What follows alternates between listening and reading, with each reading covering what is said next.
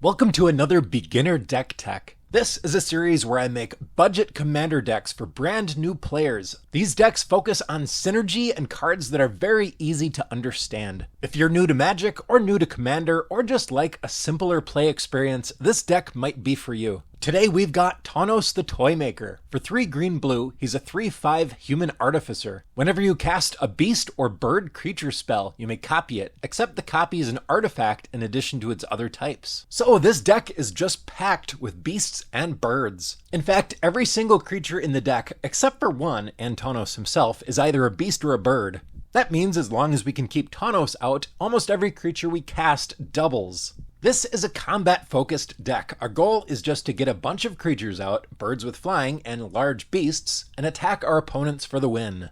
Let's check out some of the creatures we're going to be casting in this deck. All of the birds and a couple of the beasts have flying. That means they can only be blocked by other creatures with flying or reach. And a lot of the beasts have trample, which means if this creature would assign enough combat damage to its blocker to destroy them, you may have it assign the rest of the damage to the defending player or planeswalker. Terra Stomper is a really nice 8/8 trampler for only 6 mana. Rampaging Baloths has landfall. Whenever a land enters the battlefield under your control, you may create a 4/4 green beast creature token. To be clear, the tokens don't double with Tawnos because it's not a card being cast, but it's still really nice. My favorite trampler in the deck is Thunderfoot Baloth. It has trample and lieutenant. As long as you control your commander, Thunderfoot Baloth gets +2/+2, and other creatures you control get +2/+2 and have trample. Siege Behemoth is really awesome too. It has hexproof, which means it can't be the target of spells or abilities your opponents control. And as long as Siege Behemoth is attacking, for each creature you control, you may have that creature assign its combat damage as though it weren't blocked.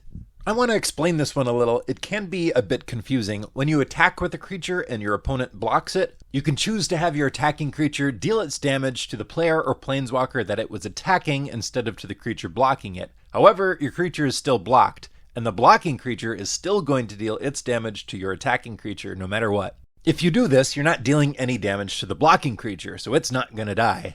It's still a great way to push through some damage, especially if your opponents are low on life and you can finish them off like this. A few of our beasts gain us life when they enter the battlefield. With Tawnos out, that's especially nice because you're going to get 2 of them and you get double the life. Ravenous Baloth allows us to sacrifice a beast to gain 4 life. That's really nice for times when a beast is going to die in combat or is targeted for removal or a board wipe or something like that. We can sacrifice it in response to gain 4 life. The beast still dies, but, at least we get some life out of it.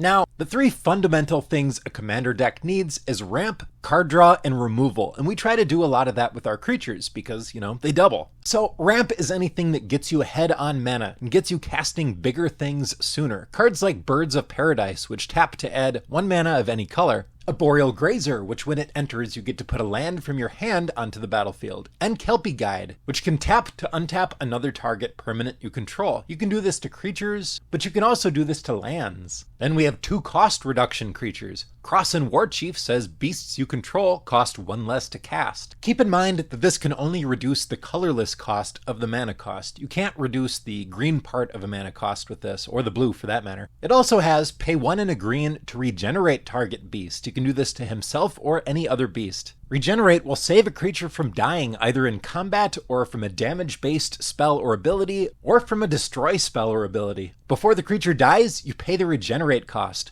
and instead of dying, you remove all damage from it and tap it. Warden of Evos Isle is another creature with a cost reduction. Creature spells with flying you cast cost 1 less to cast. Nice. The rest of our mana ramp is done with instants, sorceries, and artifacts. Next is card draw, and a lot of our card draw is, again, done with creatures because they double. I mentioned that we had 1 non-beast bird in the deck, and that is Wirewood Savage. Whenever a beast comes into play, you may draw a card. With the way this is worded, this guy works with tokens, which means if Tawnos is out and you cast a beast, 2 beasts are coming into play and you draw 2 cards. Garruk's Pack Leader says, whenever another creature with power 3 or greater enters the battlefield under your control, you may draw a card. Elemental Bond works the same way, and they're both nice for repeatable draw. We've also got Harmonize and Concentrate for some super basic card draw. Garruk's Horde is not technically card draw, but it's card advantage. Play with the top card of your library revealed. You may cast the top card of your library if it's a creature card. You do still have to pay the mana cost, but it's great that it's repeatable. This is not a one-time effect. As long as Garruk's Horde is on the battlefield, you're going to have this. Garruk's Harbinger has protection from black, and that means it can't be the target of black spells your opponents control or abilities of black sources your opponents control. Whenever Garruk's Harbinger deals combat damage to a player or planeswalker, look at that many cards from the top of your library. You may reveal a creature card or a Garruk planeswalker card from among them and put it into your hand. Now we don't have any Garruk planeswalkers, so we're looking for a creature.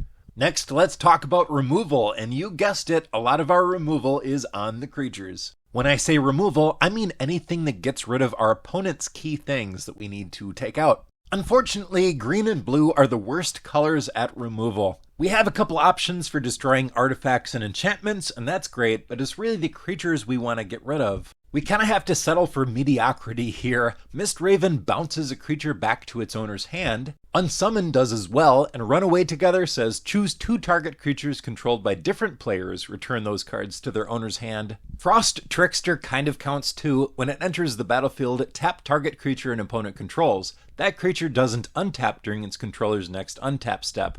Beast Within can destroy any target permanent, and its controller creates a 3/3 green beast creature token. It would be easy to assume that this is in here because it's a beast deck, but that is not the case. This is just one of the best green removal spells there is. Next, we have 3 enchantments that turn whatever creature it's enchanting into a 1/1 with no abilities. And while it doesn't kill the creature, it does make it pretty much useless. And as an added bonus, if you cast this targeting their commander, they can't recast the commander like they would if you had just killed it. Because it's not dead, it's just a useless 1/1 now. They have to find a way to kill their own commander so that they can cast it again. Now, usually I put a few board wipes into each commander deck, but green-blue is bad at board wipes. And by board wipes, I mean any card that takes out multiple other cards. Day of Judgment, for example, destroys all creatures, but green-blue doesn't have anything like that. The closest thing we have is Mass Bounce. Aethergale, for example, returns 6 target non-land permanents to their owner's hand. And Perplexing Test. Choose 1, return all creature tokens to their owner's hand. Return all non-token creatures to their owner's hand. This one is especially nice because it can leave the tokens we make with Tawnos. Curse of the Swine is actually targeted removal and not a board wipe, but it can take out a whole bunch of stuff, so I'm putting it here. For X blue, it says exile X target creatures. For each creature exiled this way, its controller creates a 2/2 green boar creature token. Now let's talk about finishers, cards that help us close out the game. I already covered 2 of them. Thunderfoot Baloth and Siege Behemoth are kind of finishers. But we've also got Overrun, creatures you control get +3/+3 and gain trample until end of turn, and Overwhelming Stampede. Until end of turn, creatures you control gain trample and get +X/+X, where X is the greatest power among creatures you control. And lastly, one of my favorite cards in the deck, Unnatural Growth. At the beginning of each combat, double the power and toughness of each creature you control until end of turn. This makes your medium-sized creatures into big creatures, and your big creatures into huge creatures. If you enjoyed this video, you might enjoy one of my other beginner deck tech videos. Ural the Mist Stalker is a deck that focuses on auras, which make our commander really, really big. Or Galta, a 12/12 trampler that we can occasionally cast for just 2 green mana. Anyways, if this video was helpful to you, it would mean a lot to me if you hit that like button. Thanks a lot for watching, and I'll see you next time.